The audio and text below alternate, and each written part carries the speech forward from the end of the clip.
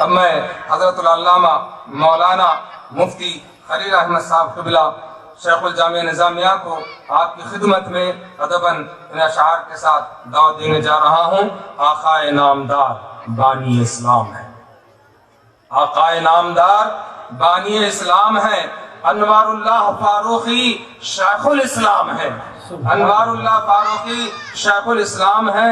زین الفقہاء مفتی خلیل احمد صاحب قبلہ ہمارے مفکر اسلام ہے، ہمارے مفکر اسلام ہے۔ میں مفکر اسلام کو ادباً گزارش کرتا ہوں کہ وہ اپنے زرین خیالات سے ہماری اصلاح فرمائیں۔ نعرہ تکبیر، نعرہ رسالت، علماء اہل سنت، دارالعلوم قادریہ، جامعہ نظامیہ، نعرہ تکبیر۔ فیضان شیخ الاسلام، فیضان شیخ الاسلام، مفکر اسلام، مفکر اسلام، زین الفقہاء، فیضان شیخ الاسلام۔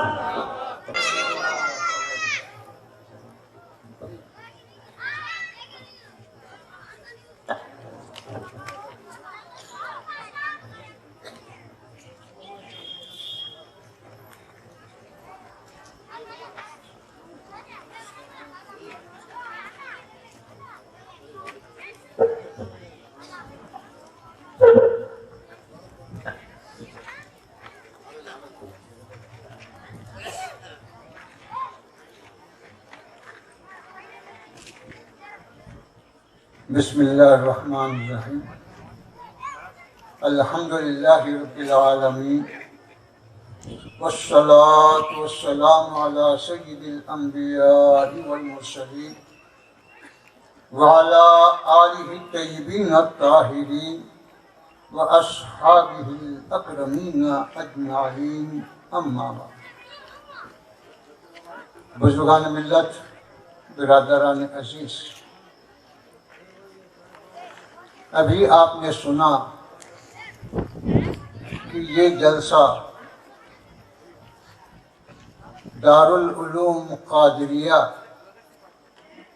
سے جو بچے مختلف امتحانات میں کامیابی حاصل کیے ان کے اسناد کی تقسیم کا جلسہ ہے، اور جو بچے حفظ قرآن مجید سے فراغت پائے ان کی دستار بندی کا جلسہ ہے، اور اس کے ساتھ ساتھ استقبال رمضان کا جلسہ ہے۔ میرے بزرگوں اور دوستو، قرآن مجید یہ خدا کی طرف سے نازل کردہ کتاب ہے، اس کو ہر مسلمان جانتا ہے، اور بتلایا گیا کہ اللہ سبحانہ و تعالیٰ کی جانب سے اس دنیا میں 4 بڑی کتابیں اور 100 صحیفے نازل ہوئے، اور وہ سب کے سب رمضان ہی میں نازل ہوئے۔ 104 میں سے 4 بڑی کتابیں ہیں، توریت، انجیل، زبور اور قرآن مجید، اور 100 صحیفے ہیں، یہ سب پورے کے پورے رمضان میں نازل ہیں۔ اس کے ساتھ آپ کو یہ حقیقت بھی معلوم ہے کہ ان 103 کتابوں میں، صحیفوں میں سے اس وقت کوئی بھی کتاب صحیح حالت میں محفوظ نہیں ہے۔ یہودی اپنی کتاب کا دعویٰ کر رہے ہیں، عیسائی اپنی کتاب کا دعویٰ کر رہے ہیں، لیکن وہ بھی اس بات کو مانتے ہیں کہ ان کی کتاب اس وقت جیسا وہ نازل ہوئی تھی، جس وقت وہ نازل ہوئی تھی، ویسی حالت میں آج کوئی کتاب نہیں۔ صرف قرآن مجید کے بارے میں اللہ ارشاد فرماتا ہے کہ ہم ہی نے اس کو نازل کیا اور ہم ہی اس کی حفاظت کرنے والے ہیں۔ ماں باقی توریت بھی خدا کا کلام ہے، زبور بھی خدا کا کلام ہے، انجیل بھی خدا کا کلام ہے، لیکن خدا نے اس کی حفاظت کی ذمہ داری نہیں لی۔ اس وجہ سے یہودی، عیسائی وغیرہ سب اپنی کتابیں پڑھ رہے ہیں، لیکن وہ سب بدلی ہوئی کتاب ہے، اور قرآن مجید کو اللہ نے نازل فرمایا اور اس کی حفاظت کی خود ذمہ داری ہے۔ اب اس کے بعد آپ اس بات پہ غور کریں کہ دنیا میں لاکھوں کتابیں چھپ رہی ہیں، کوئی تعداد متعین نہیں، لیکن ہر طباعت میں کچھ نہ کچھ غلطی رہتی ہے، کچھ نہ کچھ اس میں خرابی رہتی ہے، کچھ کمی بیشی رہتی ہے۔ قرآن مجید وہ واحد کتاب ہے جو 1400 سال سے زیادہ عرصہ ہوا نازل ہوئی، اس وقت سے لے کر آج تک کتنے کروڑ مرتبہ چھپی پتہ نہیں، لیکن آج تک اس کے زیر و زبر میں بھی کوئی فرق نہیں آیا، کہ کوئی آج تک کوئی دشمن سے دشمن بھی یہ نہیں بتا سکتا کہ صاحب یہاں پہلے زبر تھا اب زیر کیوں آیا، یہاں پر سین تھا اب سین کیوں آیا، دشمن بھی نہیں بول سکتا۔ اور کوئی مذہب والا اپنی مذہبی کتاب کے بارے میں دعویٰ نہیں کر سکتا کہ میری کتاب بالکل محفوظ ہے، صرف مسلمان ہی دعویٰ کر سکتے ہیں، صرف مسلمان ہی دعویٰ کر سکتے ہیں کہ ہماری کتاب جس وقت نازل ہوئی تھی اس وقت سے لے کر آج تک جوں کی توں ہے، اس میں رتی برابر کا فرق نہیں آیا، زیر و زبر کا فرق نہیں آیا، ایک نقطے کا بھی فرق نہیں، یہ مسلمان دعویٰ کر سکتے۔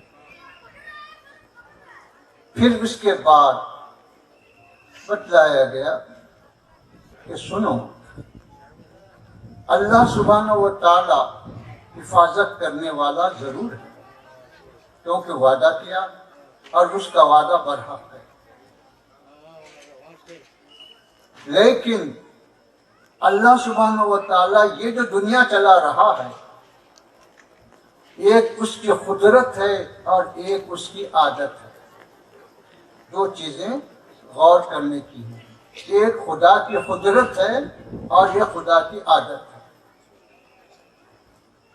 خدا کو یہ قدرت ہے کہ بغیر سورج کو نکالے روشنی دے، خدا سورج کا محتاج نہیں کہ سورج نکلا تو ہی روشنی ہوگی، ہم محتاج ہیں، خدا محتاج نہیں، بغیر سورج کی بھی روشنی دے سکتا ہے، لیکن اس کی عادت ہے کہ سورج کے ذریعے روشنی دیتا ہے، یہ اس کی عادت ہے، لیکن قدرت تو اس کو حاصل ہے۔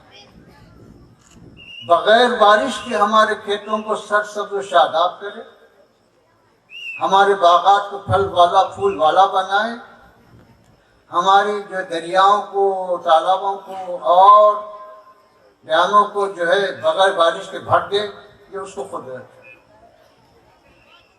لیکن اس کی عادت ہے کہ جب بھی سیراب کرتا ہے تو بارش کے ذریعے سیراب کرتا ہے، کھیتی باڑی ہو، باغ ہو یا کوئی بھی چیز ہو، اس کی عادت ہے کہ وہ بارش کے ذریعے سیراب کرتا ہے، یہ اس کی عادت ہے۔ اسی طرح میرے بزرگوں اور دوستوں، آپ غور کریں، ہر پیدا ہونے والا ماں باپ کے ذریعے پیدا ہوتا ہے، سوائے حضرت آدم علیہ السلام کے کہ بغیر ماں باپ کے پیدا کیا، حضرت عیسیٰ علیہ السلام کو بغیر باپ کے پیدا کیا، تو وہاں اپنی قدرت بتائی، حضرت آدم کو بغیر ماں باپ کے پیدا کر کے اپنی قدرت بتایا، حضرت عیسیٰ کو بغیر باپ کے پیدا کر کے اپنی قدرت بتلایا، اب اس کے بعد ساری کائنات کو ماں باپ کے ذریعے پیدا کر کے اپنی عادت بتلایا، یہ میری عادت ہے، وہ میری قدرت ہے۔ تو تم نہ قدرت کا انکار کر سکتے نہ خدا کی عادت کا انکار کر سکتے، قدرت کو بھی ماننا ہے، عادت کو بھی ماننا ہے، دونوں بھی لازم و ملزوم۔ بیماریاں، ڈاکٹر ہے، دوا ہے. دو مریض ایک ہی مرض میں مبتلا ہے، دونوں ایک اسی مرض کے ماہر ڈاکٹر کے پاس جاتے ہیں. ڈاکٹر وہی ہے، دوا وہی ہے، بیماری وہی ہے، لیکن اس کی دوا سے ایک کو فائدہ ہو رہا ہے اور ایک کو فائدہ نہیں ہو رہا. اگر نفس دوا میں قوت ہوتی کہ نفس دوا اصل ہوتی یا ڈاکٹر اصل ہوتا تو ہر دو کو فائدہ ہونا تھا. اس کو کیوں فائدہ ہو رہا، اس کو کیوں فائدہ نہیں ہو رہا؟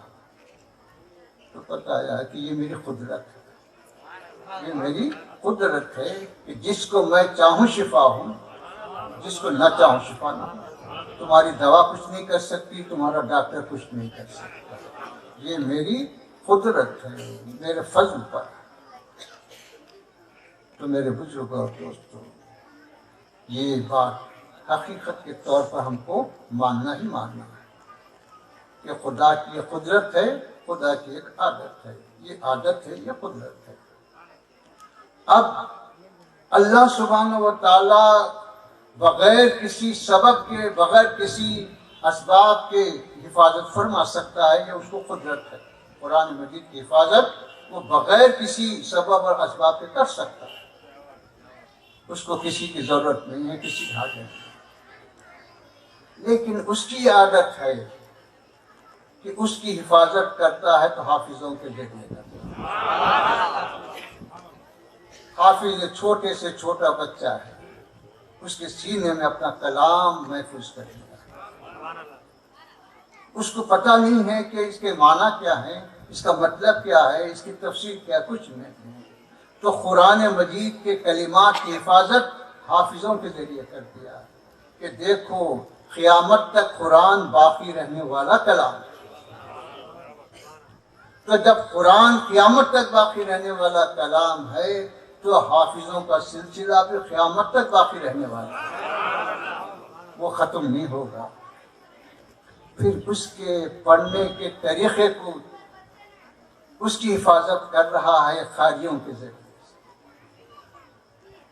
کلمات کو یاد رکھنا یہ حافظ کا کام ہے، اس کو صحیح طریقے سے پڑھنا یہ قاریوں کا کام ہے. تو قاریوں کی بھی حفاظت ہے، حافظوں کی بھی حفاظت ہے قیامت تک. تو قاری بھی قیامت تک باقی رہیں گے اور حافظ بھی قیامت تک باقی رہیں گے. اس کے معنی و مطلب کو جاننا یہ عالموں کا کام ہے. اس کی حفاظت علماء سے کر رہا ہے کہ اس کے کیا معنی، اس کے کیا مطلب، اس کی کیا تشریح، اس کی کیا تفسیر، اس کی جو ہے حفاظت عالموں سے کر رہا ہے.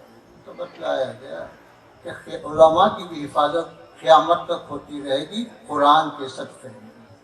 قرآن کے صدقے میں حافظوں کی حفاظت ہو رہی، قرآن کے صدقے میں قاریوں کی حفاظت ہو رہی، قرآن کے صدقے میں عالموں کی حفاظت ہو رہی. پھر اسی طرح قرآن مجید کے اسرار و معارف کی حفاظت صوفیہ کے ذریعے فرما کہ اس کے کیا اسرار ہیں، اس کے کیا رموز ہیں، اس کے کیا حقائق ہیں، کیا دقائق ہیں، یہ صوفیہ کے ذریعے حفاظت فرما. وہ سب کچھ جانتا ہے، وہ سب کچھ اس کو معلوم ہے. تو میرے بزرگوں اور دوستوں، یہ وہ مقدس کلام ہے کہ اللہ خود فرما رہا ہے کہ اگر ہم اس کلام کو پہاڑ جیسی سخت مضبوط چیز پہ نازل کرتے تو پہاڑ برداشت نہیں کر سکتا تھا، ٹکڑے ٹکڑے ہو جاتا. لیکن یہ ہمارے حبیب پاک کا سینہ ہے جس کو تھاما، اور آپ کا فیضان ہے کہ اس کو مصر کا قاری بھی، مصر کا آدمی بھی حفظ کر رہا ہے، اور ہندوستان میں رہنے والا گنگاوتی کا ایک بچہ بھی حفظ کر رہا ہے. اس کے لیے ضروری نہیں ہے کہ عرب آدمی ہی ہو، عرب باشندہ ہو، مصر کا قاری ہو. بتلایا کہ مصر کا قاری جیسا پڑھ سکتا ہے، ہندوستان کا قاری بھی پڑھ سکتا ہے. مصر کا آدمی جیسا حفظ کر سکتا ہے، ہندوستان کا آدمی بھی حفظ کر سکتا ہے. یہ تو فیضان یہ کہ اس کے لیے کوئی حد اور قید نہیں لگا۔ پھر میرے بزرگ اور دوستو، یہ کیسا مقدس کلام! حضرت سیدنا عمر فاروق رضی اللہ تعالی عنہ کا جلال سبھی جانتے ہیں، لیکن تاریخ بتاتی ہے کہ جب آپ جلال میں آتے اور آپ کے سامنے قرآن مجید کی آیتوں کی تلاوت کی جاتی تو آپ کا سارا جلال ختم ہو کہ رب ذوالجلال کے کلام کے بعد میں اپنا جلال نہیں بتا سکتا، میں اپنی کیفیت نہیں ظاہر کر سکتا۔ پھر یہ مقدس کلام کیسا! آج ہم بڑے فخر سے کہتے ہیں کہ صاحب میں عمرے کو گیا تھا، میں حج کو گیا تھا۔ ہماری جو ہے دنیا میں، ہمارے معاشرے میں بڑی گلفشاں بھی ہوتی ہیں، بڑی دعوتیں بھی ہوتی ہیں، بڑے جلسے بھی ہوتے ہیں کہ حاجیاں جا رہے ہیں، عمرے کو جا رہے ہیں، ان کا اہتمام بھی ہوتا ہے، خیر ہونا چاہیے۔ لیکن میرے بزرگ اور دوستو، کبھی اس حقیقت پہ بھی غور کیا تم نے؟ حاجی یا عمرے کو جانے والا جا کے کیا کر رہا ہے؟ کعبے کا طواف کر رہا، صفا مروہ کی صحیح کر رہا، منا مزدلفہ عرفات میں قیام کر رہا، یہی کام کر رہا۔ لیکن میرے بزرگوں اور دوستو، اس بات کو بھی آپ حقیقت کے طور پہ جان لیں، کیا کعبہ کسی کو ہدایت دیا ہے آج تک؟ کعبہ ایک پتھر کی عمارت ہے، اس کی ایک عظمت ہے، کیونکہ اس کو خدا سے نسبت ہے، عظمت ہے۔ لیکن کوئی شخص دعویٰ نہیں کر سکتا کہ کعبہ کسی کو ہدایت دیا۔ کعبہ یہ کہے گا تجھے ثواب پانا ہے تو میرے پاس آ، میرے اطراف گردش کر، ثواب ملے گا، میرا کام ہدایت دینا نہیں۔ میں ہدایت کے لیے نہیں بنایا گیا ہوں، عبادت کے لیے بنایا گیا ہوں، بس عبادت کر میرے پاس، ہدایت نہیں۔ قرآن مجید کہتا ہے آ میرے پاس، تجھے عبادت بھی دیتا ہوں، ہدایت بھی دیتا ہوں۔ اگر تو مجھ سے وابستہ ہوتا ہے تو میں تجھے جو بھی دیتا ہوں، عبادت بھی دیتا ہوں۔ قرآن کا پڑھنا بھی عبادت ہے، قرآن کا سننا بھی عبادت ہے، قرآن کے معنی و مطلب کو جاننا بھی عبادت ہے، قرآن کی کتابت کرنا بھی عبادت ہے، اس کی اشاعت و تباہ کرنا بھی عبادت ہے، حتیٰ کہ قرآن مجید کو دیکھنا بھی عبادت ہے، دیکھنا بھی عبادت ہے۔ کعبہ یہ کہے گا بس تو مجھے دیکھ ثواب ملے گا، یہی کہے گا کعبہ، یہی کہے گا کہ میں تجھے ہدایت تو نہیں دے سکتا، نہ تو مجھے پڑھ سکتا، نہ تو مجھے سن سکتا، نہ تو مجھے لکھ سکتا، بس تو مجھے دیکھ سکتا ہے۔ تجھے ایک ہی ثواب ملے گا کہ میرے اطراف پھر وہ ثواب ملے گا، یا مجھے دیکھتا رہے وہ ثواب ملے گا۔ قرآن کہتا ہے کہ نہیں، میں تجھے سننے کا بھی ثواب دلاتا ہوں، پڑھنے کا بھی ثواب دلاتا ہوں، لکھنے کا بھی ثواب دلاتا ہوں، تلاوت کا بھی، سب چیزوں کا ثواب دلاتا ہوں، ہر چیز کا ثواب۔ شریعت کا یہ مسئلہ ہے کہ اگر کوئی شخص بغیر وضو کے کعبۃ اللہ کو ہاتھ لگا لیا تو کوئی خرابی نہیں، کوئی گناہ نہیں۔ اگرچہ کہ کوئی نہیں لگاتا کیونکہ جاتا ہے عبادت کے لیے، لیکن اگر ایسا خدا نہ خاصا ایسا ہو کہ وہ بے وضو ہو جائے اور ہاتھ لگا لے، کعبے کے غلاف کو ہاتھ لگا لے، عمارت کو ہاتھ لگا لے، چوم لے، تو کوئی گناہ نہیں، لگا سکتا۔ لیکن قرآن یہ کہہ رہا ہے، اللہ کا ارشاد ہے کہ دیکھ کعبے کا تقدس اور ہے، میرا تقدس اور ہے۔ وہاں بغیر وضو ہاتھ لگا لیا، لیکن مجھے بغیر وضو ہاتھ نہیں لگا سکتا۔ یہاں پاک بن کے آنا پڑے گا، دل کی بھی پاکی ہو، جسم کی بھی پاکی ہو، نیت کی بھی پاکی ہو، تو پھر میرے پاس آ۔ لا یمسہ الا المطہرون، قرآن کہ کعبے کو بغیر وضو ہاتھ لگایا، لیکن اس کلام مقدس کو بغیر وضو کے ہاتھ نہیں لگا سکتا۔ اسی طرح میرے بزرگوں اور دوستوں، کہا جاتا ہے کہ کعبے کا فیضان کب تک؟ جب تک آپ کعبے کے سامنے،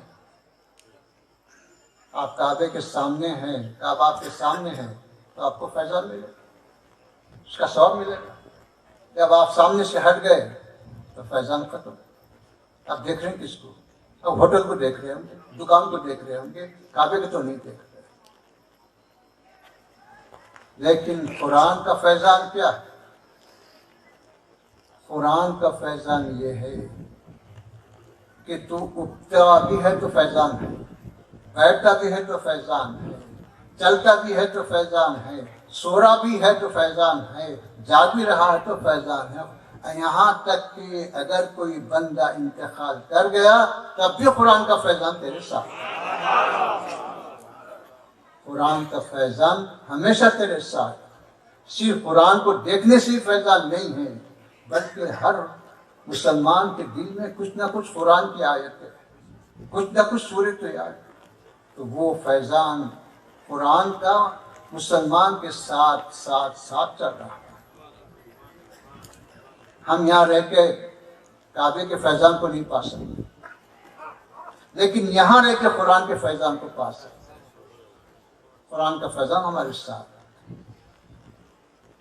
تو بتلایا گیا کعبے کا فیضان محدود ہے اور قرآن کا فیضان لامحدود ہے۔ اس کی کوئی حد نہیں ہے، اس کی کوئی قید نہیں ہے، اس کے لیے کوئی رکاوٹ نہیں۔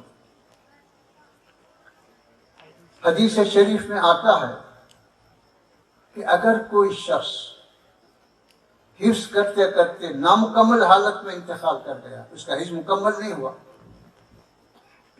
اس حالت میں انتقال ہو گیا، تو اللہ سبحانہ و تعالیٰ ایک فرشتے کو مقرر فرماتا ہے کہ قبر میں اس کے حفظ کی تکمیل کر رہا ہے۔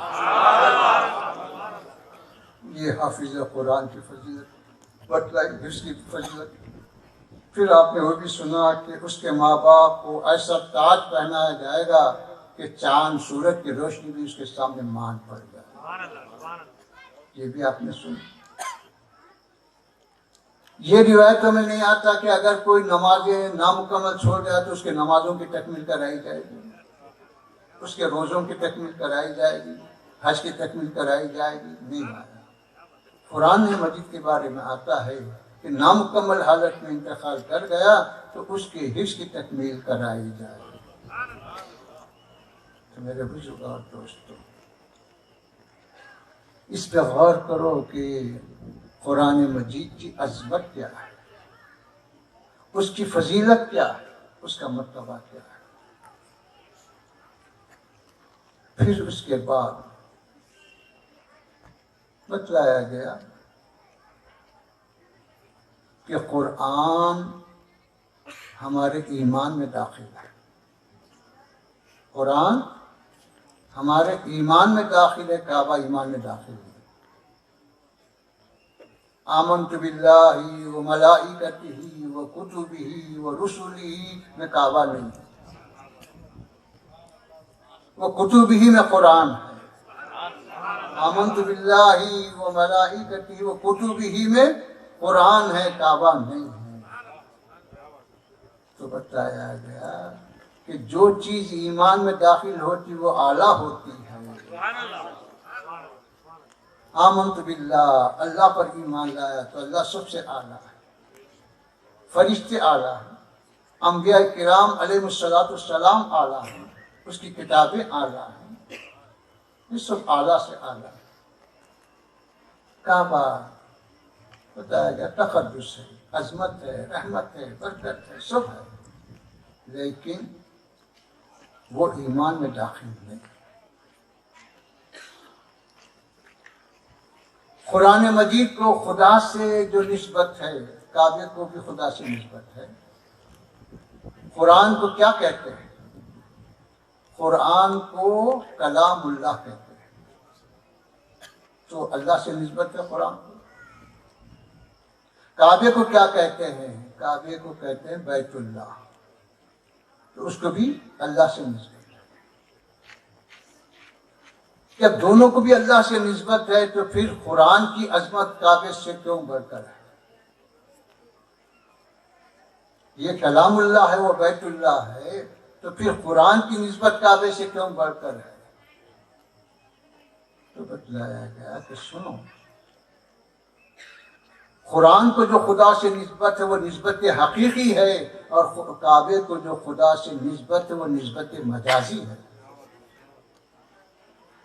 بیت اللہ کا مطلب کیا سمجھے؟ کیا اللہ کی ذات کسی گھر میں محدود ہے؟ کیا کسی زمانے میں محدود ہے کہ اللہ کا گھر ہے تو اللہ یہاں آتا ہے، نعوذ باللہ یہاں رہتا ہے؟ ایسا تو نہیں۔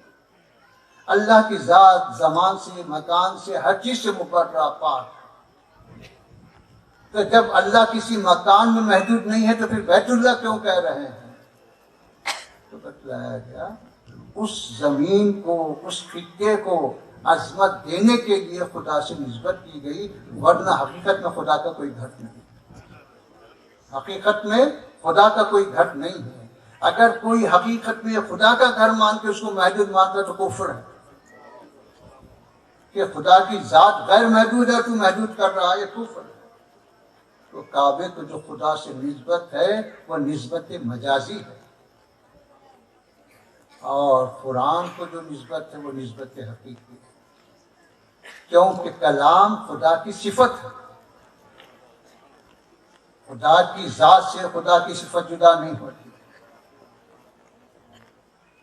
ذات کو الگ اور صفات کو الگ نہیں کیا جاتا۔ تو بتلایا گیا جو صفت کو ذات سے نسبت حقیقی حاصل ہے، تو اس لیے قرآن مجید کو خدا سے جو نسبت ہے وہ نسبت حقیقی ہے، اور اس کو نسبت مجازی ہے، اور نسبت حقیقی رکھنے والی چیز وہ اعلیٰ ہوتی ہے نسبت مجازی سے۔ اس وجہ سے قرآن کو عظمت حاصل، یہ برکت حاصل۔ پھر میرے بزرگوں اور دوستوں،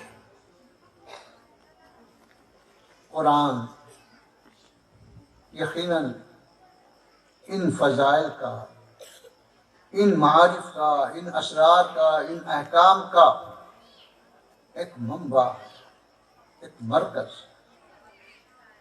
آج دشمنان اسلام پہ بے شمار اعتراضات کرتے ہیں، یہ ایسا ہے، وہ ویسا ہے، پردہ ہے، وہ کیا ہے، ہر قسم کا اعتراض کرتے ہیں، لیکن آج تک دنیا میں کسی کو یہ طاقت نہیں مل سکی، اور کسی کو طاقت مل بھی نہیں سکتی کہ وہ قرآن کی کوئی بھی ایک چھوٹی سے چھوٹی صورت کے برابر کوئی کلام لا سکے۔ یہ قرآن چیلنج کر رہا ہے کہ اگر تم کو میرے بارے میں شک ہے کہ میں اللہ کا کلام نہیں ہوں، تم بھی ایسا کلام لا کے بتاؤ، تم بھی لا کے بتاؤ۔ دنیا کی کوئی کتاب چیلنج نہیں کرتی، کسی کتاب میں یہ ہمت نہیں کو چیلنج کر سکے۔ قرآن چیلنج کر رہا ہے، اور قیامت تک اس کا چیلنج باقی ہے کہ سارے کے سارے انسان، سارے کے سارے جو ہے جنات، سب کچھ جمع ہو جاؤ بھی پڑا، پورے کے پورے مل جاؤ، جمع ہو جاؤ، پورا قرآن نہیں بلکہ قرآن کا ایک چھوٹے سے چھوٹا جو سورہ ہے اس کے جیسا کلام رکھو، لیکن دنیا لا نہیں سکتی۔ ہر قسم کی جو ہے دشمنی کر رہی ہے، ہر قسم کا اعتراض کر رہی ہے، لیکن قرآن کے چیلنج کو قبول نہیں کر سکتی، مسلمانوں کو مٹا رہی ہے،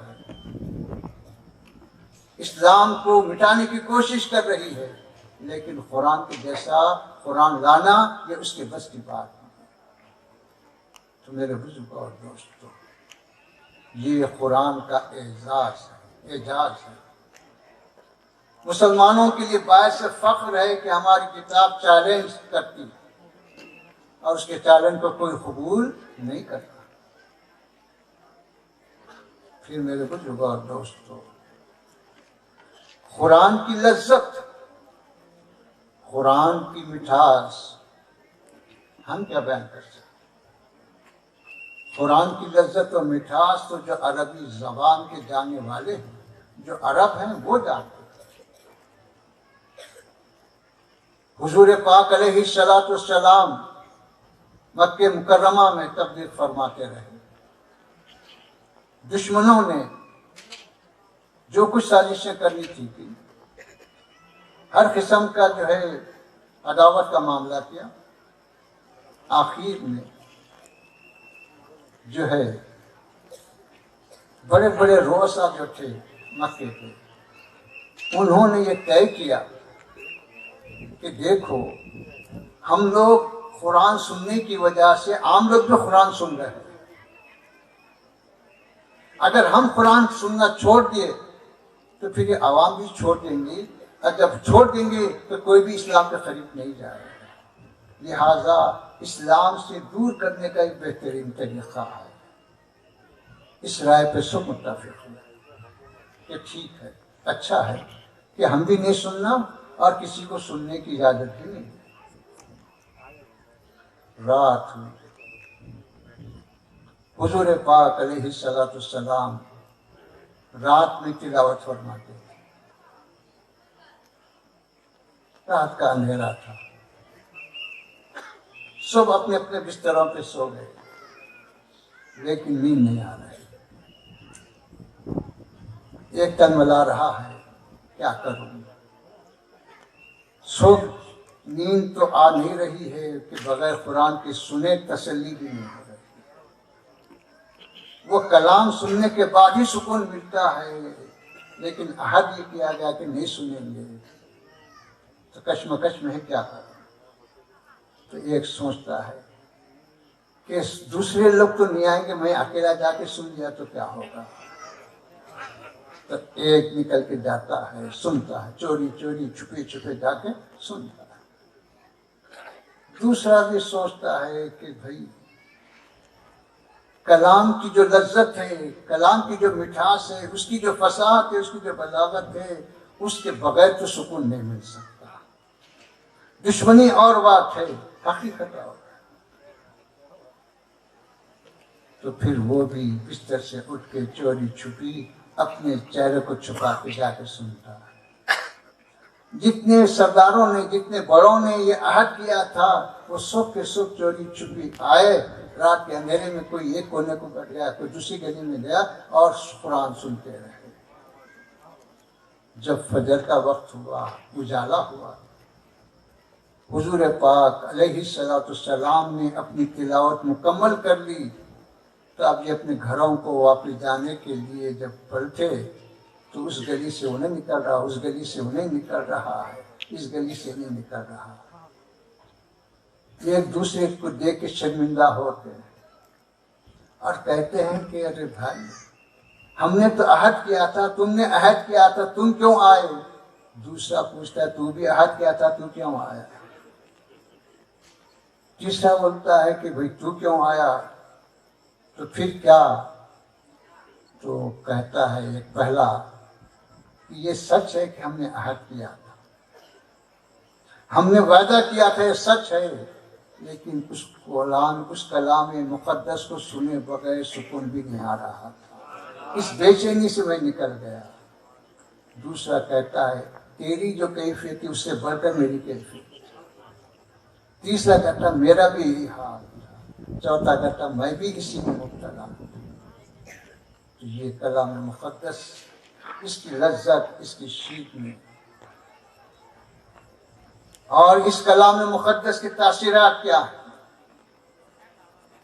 تو بتلایا گیا کہ فیہ شفاء للناس ہدی للناس، اس میں شفا ہے، ہدایت ہے، سب کچھ اس میں ہے۔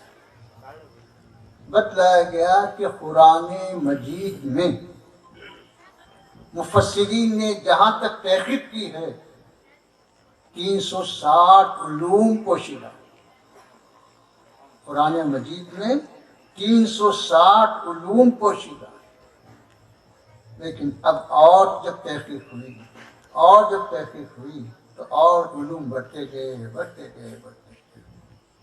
تو وہ کیا ہے؟ تو سنو، تفصیلات میں جانے کا تو وقت نہیں ہے، رات بہت زیادہ ہو گئی، لیکن میں آپ کو بتلاتا ہوں قرآن کیا کہہ رہا ہے۔ قرآن یہ کہہ رہا ہے کہ اس کی آیتوں میں غور و فکر کرو، تدبر کرو، یہ کیوں ہے، یہ کیا ہے، اس کی حقیقت کیا ہے، اس کا مطلب کیا ہے، اس پہ غور کرو، اس پہ فکر کرو۔ قرآن کہہ رہا ہے، حکم دے رہا ہے۔ لیکن افسوس یہ ہے کہ ہم پڑھ رہے ہیں قرآن، لیکن تدبر سے خالی ہو گئے، فکر سے خالی ہو گئے۔ دشمن نہیں پڑھ رہا ہے لیکن اس میں غور کر رہا ہے، اس پہ فکر کر رہا ہے۔ آج سائنس، جس کو آپ سائنس کہہ رہے ہیں، وہ سائنس قرآن کی دین ہے، وہ سائنس قرآن کی دین ہے۔ کوئی بھی سائنس کی لائبریری میں جائے تو اس کو سب سے پہلے سائنس کی لائبریری میں قرآن ملے گی، قرآن رکھا ہوا ملے۔ تو بتلایا کیسا ہے یہ، آخر خالی زبانی بولنے سے کیا ہے؟ تو بتلایا گیا کہ غور کرو، فکر کرو، تو قرآن تو حکم دے رہا ہے۔ میں اس تفصیل میں گئے بغیر ایک مثال دے کے آپ کو سمجھاتا ہوں کہ ہم نماز پڑھتے ہیں، ہم روزہ رکھتے ہیں، یہ تو ہم عادت کے مطابق کر رہے ہیں، بابا دادا سے دیکھتے آ رہے ہیں، اب بھی کر رہے ہیں، آئندہ کرتے رہیں گے۔ لیکن کیا کبھی ہم نے اس پہ غور کیا کہ نمازوں کے اوقات کس بنا پر مقرر کیے؟ نمازوں کے اوقات سورج کی گردش پہ مقرر ہے۔ سورج جیسا جیسا گردش کرتا ہے، سورج جب نکلتا ہے تو فجر کا وقت ختم ہو جاتا ہے۔ سورج جب گردش کرتے آگے بڑھتا ہے، زوال کا وقت آتا ہے تو اس کے بعد ظہر کا وقت شروع ہوتا ہے۔ پھر اور گردش کرتے ہوئے آگے بڑھتا ہے، اس کا سایہ 2 چند ہوتا ہے تو عصر کا وقت شروع ہوتا ہے۔ پھر اس کی گردش ہوتے ہوتے جب وہ ڈوبتا ہے تو مغرب کا وقت شروع ہوتا ہے۔ پھر اور وہ گردش کرتے ہوئے اس کا اندھیرا اجالے کا معاملہ جب ختم ہوتا ہے تو عشاء کا وقت شروع ہوتا ہے۔ تو یہ اوقات نماز سورج کی گردش پہ۔ پھر اس کے بعد بتلایا گیا کہ دیکھو آج یکم میں 2019 کو سورج جس وقت پر نکل رہا ہے اور جس وقت پر ڈوب رہا ہے، آج سے 5000 سال پہلے جاؤ، 5 لاکھ سال پہلے جاؤ، 500 کروڑ سال پہلے جاؤ، دیکھو کہ وہ کس ٹائم پہ طلوع ہو رہا تھا، کس ٹائم پہ غروب ہو رہا۔ تو سائنس ہی بتلائے گی کہ آج کی تاریخ میں جس وقت پہ وہ نکلا اور جس وقت میں وہ ڈوبا، 500 سال پہلے بھی وہی وقت تھا، 5000 سال پہلے بھی وہی وقت تھا، 500 کروڑ سال پہلے بھی وہی وقت تھا۔ 1 منٹ کا فرق نہیں، اس کے اوقات میں نہ 1 منٹ پہلے طلوع ہوا نہ 1 منٹ بعد ہوا۔ اگر اس کا کوئی انکار کر سکتا ہے تو کرے۔ مطلب دنیا میں چیلنج، ساری سائنس کو چیلنج ہے کہ کوئی بتلا دے کہ صاحب 1000 سال پہلے ایسا تھا، ویسا ہے، بتلایا گیا کہ یہ اسلام کی دین ہے۔ اسلام نے ایسا مستحکم نظام بنایا کہ اس کا کوئی انکار نہیں کر سکتا۔ یہ چاند کی گردش، سورج کی گردش اگرچہ کہ اس سے ہمارا اصالتاً کوئی تعلق نہیں ہے، لیکن عبادتوں کا تعین اسی پر ہے۔ روزہ کب فرض ہوگا؟ جب رمضان آئے۔ رمضان کب آئے گا؟ جب چاند نظر آئے۔ چاند کی گردش پر مہینے ہیں، دن کی سورج کی گردش پر دن رکھا گیا۔ یہ کون کہہ رہا؟ قرآن کہہ رہا، اسلام کہہ رہا کہ چاند کی گردش وہ مہینہ بناتی ہے اور سورج کی گردش دن بناتی ہے۔ جب چاند نظر آیا تو مہینہ شروع ہوا، اور جب 29 اور 30 کا مہینہ ختم ہوا تو وہ مہینہ مکمل ہوا۔ کیا حضور پاک علیہ السلام سے پہلے دنیا اس بات کا دعویٰ کر سکتی تھی؟ کیا کوئی یہ بتا سکتا تھا کہ مہینہ کبھی 29 کا کبھی 30 کا ہوتا ہے؟ کیا ایسا کوئی بتا سکتا تھا؟ نہیں بتا سکتا۔ یہ حضور پاک علیہ السلام نے بتلایا کہ مہینہ کبھی 29 کا ہوا کبھی 30 کا ہوا، آپ نے بتلایا۔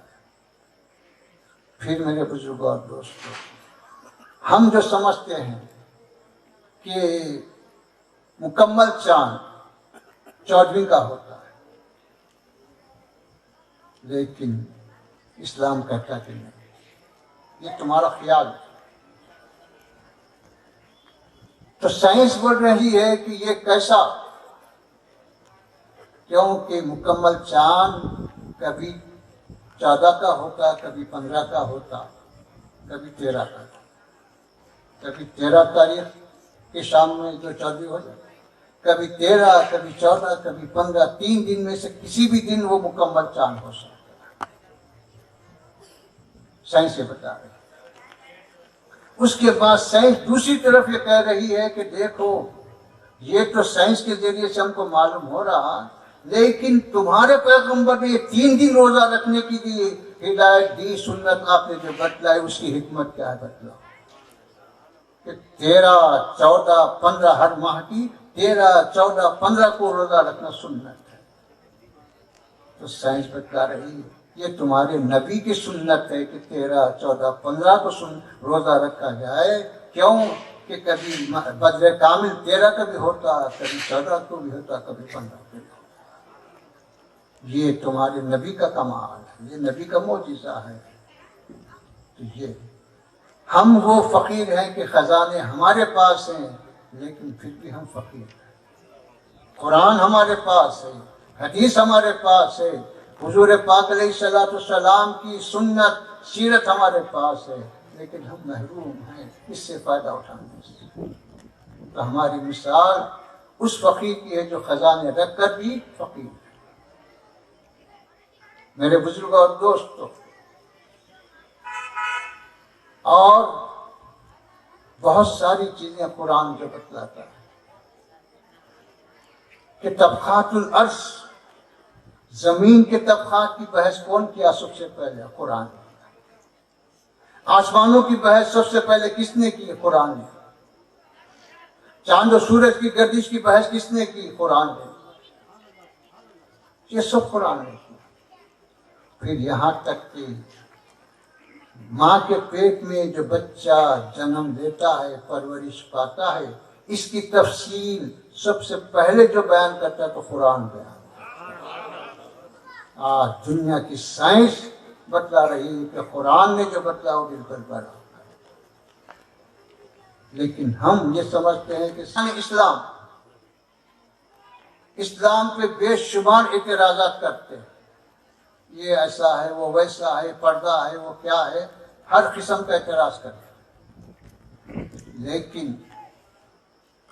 آج تک دنیا میں کسی کو یہ طاقت نہیں مل سکی اور کسی کو طاقت مل بھی نہیں سکتی کہ وہ قرآن کی کوئی بھی ایک چھوٹی سے چھوٹی صورت کے برابر کوئی کلام لا سکے۔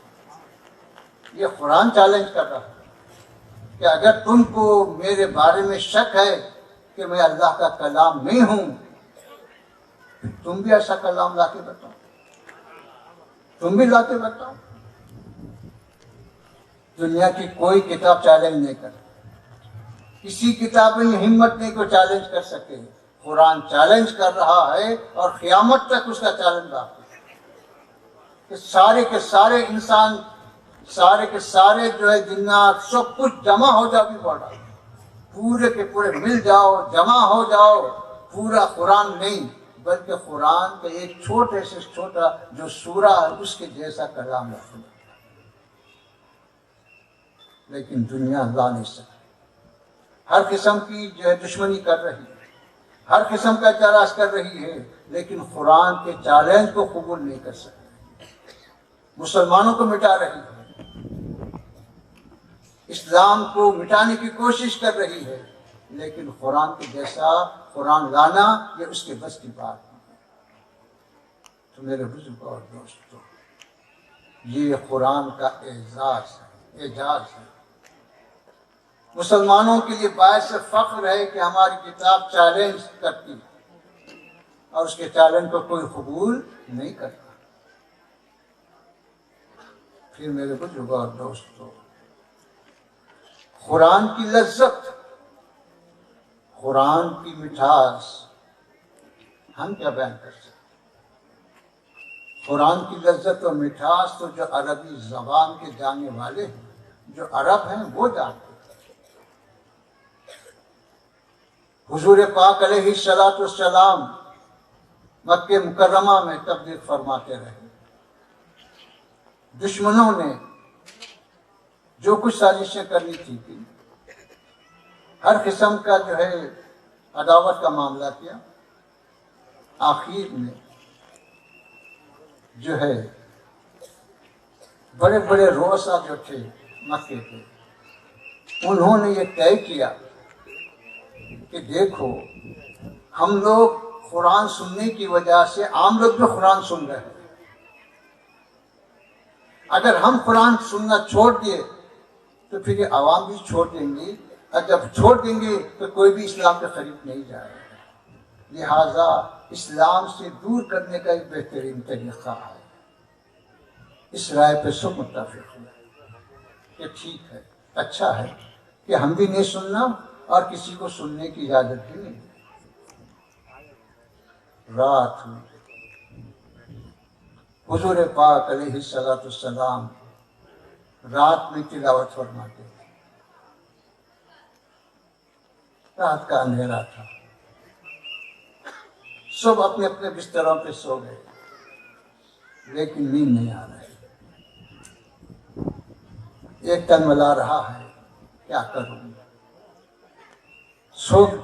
نیند تو آ نہیں رہی ہے کہ بغیر قرآن کے سنے تسلی بھی نہیں ہو رہی.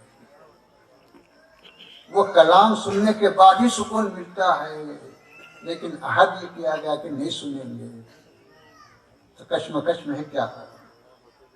تو ایک سوچتا ہے کہ دوسرے لوگ تو نہیں آئیں گے، میں اکیلا جا کے سن لیا تو کیا ہوگا. تو ایک نکل کے جاتا ہے، سنتا ہے، چوری چوری چھپے چھپے جا کے سنتا ہے. دوسرا بھی سوچتا ہے کہ بھائی کلام کی جو لذت ہے، کلام کی جو مٹھاس ہے، اس کی جو فصاحت ہے، اس کی جو بلاغت ہے، اس کے بغیر تو سکون نہیں مل سکتا. دشمنی اور بات ہے، حقیقت اور. تو پھر وہ بھی بستر سے اٹھ کے چوری چھپی اپنے چہرے کو چھپا کے جا کے سنتا ہے.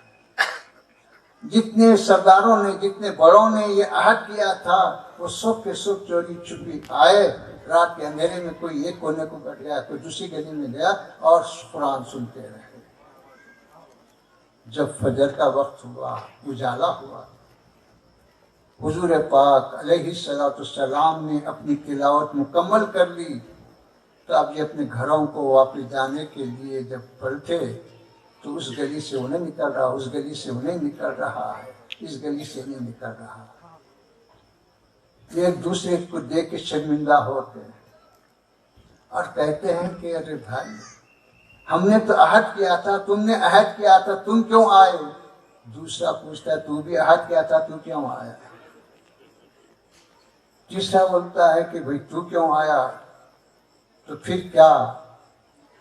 تو کہتا ہے ایک پہلا کہ یہ سچ ہے کہ ہم نے عہد کیا تھا، ہم نے وعدہ کیا تھا، یہ سچ ہے، لیکن اس قرآن اس کلام مقدس کو سنے بغیر سکون بھی نہیں آ رہا تھا، اس بے چینی سے میں نکل گیا۔ دوسرا کہتا ہے تیری جو کیفیت ہے اس سے بڑھ کر میری کیفیت، تیسرا کہتا میرا بھی یہی حال، چوتھا کہتا میں بھی اسی میں مبتلا ہوں۔ تو یہ کلام مقدس، اس کی لذت، اس کی شیک میں، اور اس کلام مقدس کی تاثیرات کیا ہے تو بتلایا گیا کہ فیہ شفاء للناس ھدی للناس، اس میں شفا ہے، ہدایت ہے، سب کچھ اس میں بتلایا گیا کہ قرآن مجید میں مفسرین نے جہاں تک تحقیق کی ہے 360 علوم پوشیدہ، قرآن مجید میں 360 علوم پوشیدہ، لیکن اب اور جب تحقیق ہوئی تو اور علوم بڑھتے گئے۔ تو وہ کیا ہے تو سنو، تفصیلات میں جانے کا تو وقت نہیں ہے، رات بہت زیادہ ہو گئی، لیکن میں آپ کو بتلاتا ہوں قرآن کیا کہہ رہا ہے۔ قرآن یہ کہہ رہا ہے کہ اس کی آیتوں میں غور و فکر کرو، تدبر کرو، یہ کیوں ہے، یہ کیا ہے، اس کی حقیقت کیا ہے، اس کا مطلب کیا ہے، اس پہ غور کرو، اس پہ فکر کرو۔ قرآن کہہ رہا ہے، حکم دے رہا ہے، لیکن افسوس یہ ہے کہ ہم پڑھ رہے ہیں قرآن لیکن تدبر سے خالی ہو گئے، فکر سے خالی ہو گئے۔ دشمن نہیں پڑھ رہا ہے لیکن اس میں غور کر رہا ہے، اس پہ فکر کر رہا ہے۔ آج سائنس، جس کو آپ سائنس کہہ رہے ہیں، وہ سائنس قرآن کی دین ہے، وہ سائنس قرآن کی دین ہے۔ کوئی بھی سائنس کی لائبریری میں جائے تو اس کو سب سے پہلے سائنس کی لائبریری میں قرآن ملے گی، قرآن رکھا ہوا ملے۔ تو بتلایا کیسا ہے یہ، آخر خالی زبانی بولنے سے کیا ہے، تو بتلایا گیا کہ غور کرو، فکر کرو، تو قرآن تو حکم دے رہا ہے۔ میں اس تفصیل میں گئے بغیر ایک مثال دے کے آپ کو سمجھاتا ہوں کہ ہم نماز پڑھتے ہیں، ہم روزہ رکھتے ہیں، یہ تو ہم عادت کے مطابق کر رہے ہیں، بابا دادا سے دیکھتے آ رہے ہیں، اب بھی کر رہے ہیں، آئندہ کرتے رہیں گے، لیکن کیا کبھی ہم نے اس پہ غور کیا کہ نمازوں کے اوقات کس بنا پر مقرر کیے؟ نمازوں کے اوقات سورج کی گردش پہ مقرر کیا۔ سورج جیسا جیسا گردش کرتا ہے، سورج جب نکلتا ہے تو فجر کا وقت ختم ہو جاتا ہے، سورج جب گردش کرتے آگے بڑھتا ہے، زوال کا وقت آتا ہے تو اس کے بعد ظہر کا وقت شروع ہوتا ہے، پھر اور گردش کرتے ہوئے آگے بڑھتا ہے، اس کا سایہ 2 چند ہوتا ہے تو عصر کا وقت شروع ہوتا ہے، پھر اس کی گردش ہوتے ہوتے جب وہ ڈوبتا ہے تو مغرب کا وقت شروع ہوتا ہے، پھر اور وہ گردش کرتے ہوئے اس کا اندھیرا اجالے کا معاملہ جب ختم ہوتا ہے تو عشاء کا وقت شروع ہوتا ہے۔ تو یہ اوقات نماز سورج کی گردش پہ، پھر اس کے بعد بتلایا گیا کہ دیکھو آج یکم میں 2019 کو سورج جس وقت پر نکل رہا ہے اور جس وقت پر ڈوب رہا ہے، آج سے 5000 سال پہلے جاؤ، 5 لاکھ سال پہلے جاؤ، 500 کروڑ سال پہلے جاؤ، دیکھو کہ وہ کس ٹائم پہ طلوع ہو رہا تھا، کس ٹائم پہ غروب ہو رہا۔ تو سائنس ہی بتلائے گی کہ آج کی تاریخ میں جس وقت پہ وہ نکلا اور جس وقت میں وہ ڈوبا 500 سال پہلے بھی وہی وقت تھا، 5000 سال پہلے بھی وہی وقت تھا، 500 کروڑ سال پہلے بھی وہی وقت تھا۔ 1 منٹ کا فرق نہیں، اس کے اوقات میں نہ 1 منٹ پہلے طلوع ہوا نہ 1 منٹ بعد ہوا۔ اگر اس کا کوئی انکار کر سکتا ہے تو کرے، مطلب دنیا میں چیلنج، ساری سائنس کو چیلنج ہے کہ کوئی بتلا دے کہ صاحب 1000 سال پہلے ایسا تھا ویسا ہے، بتلایا گیا کہ یہ اسلام کی دین ہے۔ اسلام نے ایسا مستحکم نظام بنایا کہ اس کا کوئی انکار نہیں کر سکتا۔ یہ چاند کی گردش، سورج کی گردش، اگرچہ کہ اس سے ہمارا اصالتاً کوئی تعلق نہیں ہے، لیکن عبادتوں کا تعین اسی پر ہے۔ روزہ کب فرض ہوگا؟ جب رمضان آئے۔ رمضان کب آئے گا؟ جب چاند نظر آئے۔ چاند کی گردش پر مہینے ہیں، دن کی سورج کی گردش پر دن رکھا گیا۔ یہ کون کہہ رہا؟ قرآن کہہ رہا، اسلام کہہ رہا کہ چاند کی گردش وہ مہینہ بناتی ہے اور سورج کی گردش دن بناتی ہے۔ جب چاند نظر آیا تو مہینہ شروع ہوا، اور جب 29 اور 30 کا مہینہ ختم ہوا تو وہ مہینہ مکمل ہوا۔ کیا حضور پاک علیہ السلام سے پہلے دنیا اس بات کا دعویٰ کر سکتی تھی؟ کیا کوئی یہ بتا سکتا تھا کہ مہینہ کبھی 29 کا کبھی 30 کا ہوتا ہے؟ کیا ایسا کوئی بتا سکتا تھا؟ نہیں بتا سکتا۔ یہ حضور پاک علیہ السلام نے بتلایا کہ مہینہ کبھی 29 کا ہوا کبھی 30 کا ہوا، آپ نے بتلایا۔ پھر میرے بزرگوں اور دوستوں، ہم جو سمجھتے ہیں کہ مکمل چاند 14ویں کا ہوتا ہے، لیکن اسلام کہتا کہ نہیں، یہ تمہارا خیال ہے۔ تو سائنس بول رہی ہے کہ یہ کیسا؟ کیونکہ مکمل چاند کبھی 14 کا ہوتا، کبھی 15 کا ہوتا، کبھی 13 کا ہوتا، کبھی 13 تاریخ کے شام میں جو 14 ہو جاتا، کبھی 13، کبھی 14، کبھی 15، 3 دن میں سے کسی بھی دن وہ مکمل چاند ہو سکتا ہے۔ سائنس یہ بتا رہی ہے۔ اس کے بعد سائنس دوسری طرف یہ کہہ رہی ہے کہ دیکھو، یہ تو سائنس کے ذریعے سے ہم کو معلوم ہو رہا، لیکن تمہارے پیغمبر نے یہ 3 دن روزہ رکھنے کی دی ہدایت دی، سنت آپ نے جو بتلائی، اس کی حکمت کیا ہے بتلاؤ؟ کہ 13، 14، 15 ہر ماہ کی 13، 14، 15 کو روزہ رکھنا سنت ہے۔ تو سائنس بتا رہی ہے یہ تمہارے نبی کی سنت ہے کہ 13، 14، 15 کو روزہ رکھا جائے۔ کیوں کہ کبھی بدر کامل 13 کا بھی ہوتا، کبھی 14 کو بھی ہوتا، کبھی 15 کو بھی ہوتا۔ یہ تمہارے نبی کا کمال ہے، یہ نبی کا معجزہ ہے۔ تو یہ ہم وہ فقیر ہیں کہ خزانے ہمارے پاس ہیں، لیکن پھر بھی ہم فقیر ہیں۔ قرآن ہمارے پاس ہے، حدیث ہمارے پاس ہے، حضور پاک علیہ السلام کی سنت سیرت ہمارے پاس ہے، لیکن ہم محروم ہیں اس سے فائدہ اٹھانے سے۔ تو ہماری مثال اس فقیر کی ہے جو خزانے رکھ کر بھی فقیر ہے۔ میرے بزرگوں اور دوستوں، اور بہت ساری چیزیں قرآن جو بتلاتا ہے کہ طبقات الارض، زمین کے طبقات کی بحث کون کیا سب سے پہلے؟ قرآن نے۔ آسمانوں کی بحث سب سے پہلے کس نے کی؟ قرآن نے۔ چاند و سورج کی گردش کی بحث کس نے کی؟ قرآن نے۔ یہ سب قرآن نے کی۔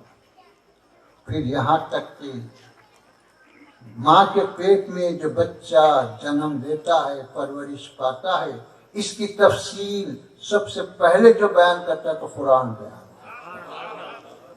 آج دنیا کی سائنس بتلا رہی ہے کہ قرآن نے جو بتلا وہ بالکل برابر ہے،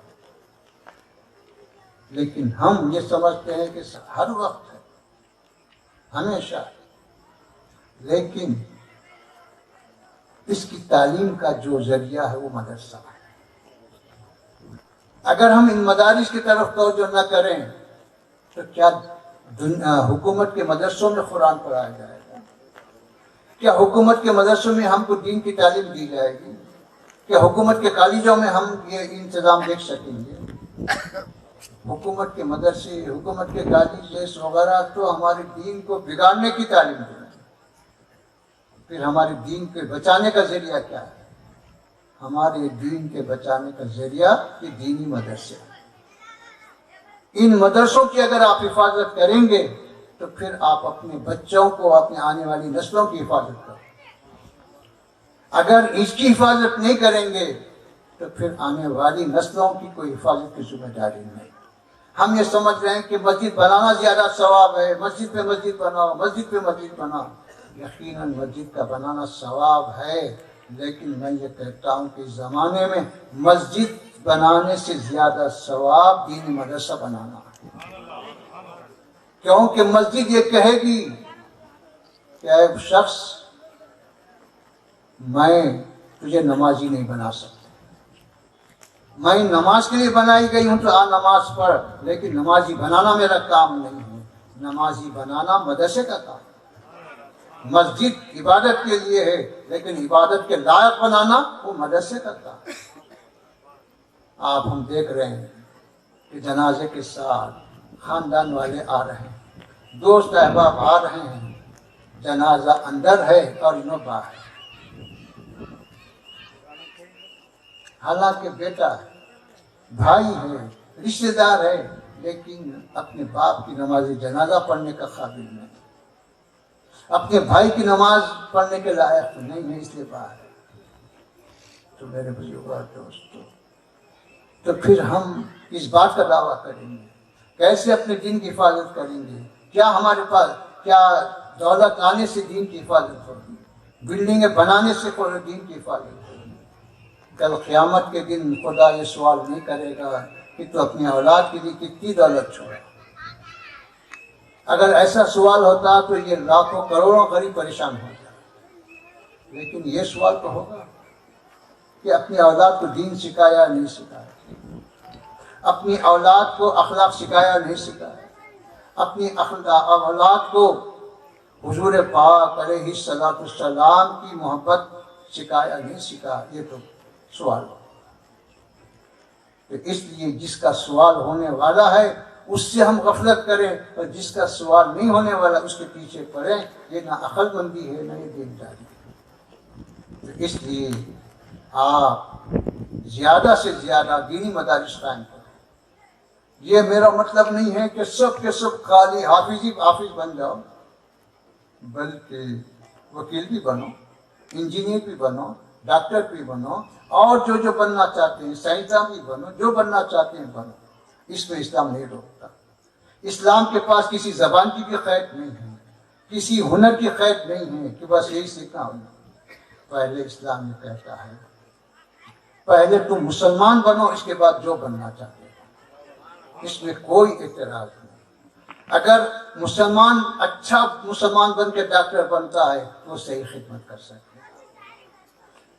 انجینئر اچھا مسلمان بن کے انجینئر بنتا ہے تو وہ اچھی خدمت کر سکتا ہے. تو اس لیے میں آپ سے یہی درخواست کرتا ہوں، یہی خواہش کرتا ہوں کہ اس وقت ہندوستان میں ہم کو جینا ہے اور اپنے دین کی حفاظت کرنا ہے، اپنے آنے والی نسلوں کی حفاظت کرنا ہے. تو ہم کو دین کی تعلیم کی طرف توجہ کرنا ہے اور اپنے اولاد کی حفاظت کرنا ہے. دعا ہے کہ پروردگار، جس طرح تو نے اپنے فضل و کرم سے اپنے حبیب پاک علیہ الصلوۃ والسلام کی امت میں پیدا فرمایا، ہمارا حشر بھی آپ کے ساتھ فرما. ہمیں عزت کی زندگی عطا فرما، ایمان کی موت عطا فرما، ہماری اولاد کی حفاظت فرما. زمین کے فتنوں سے، آسمان کی بلاؤں سے ہماری حفاظت فرما. حاسدوں کے حسد سے، اشرار کے شر سے ہماری حفاظت فرما. ظالموں کے ظلم سے ہماری حفاظت فرما. صلی اللہ تعالی علی خیر خلقہ و نور عرشہ وعلی آلہ الطیبین و اصحابہ الاکرمین اجمعین برحمتک.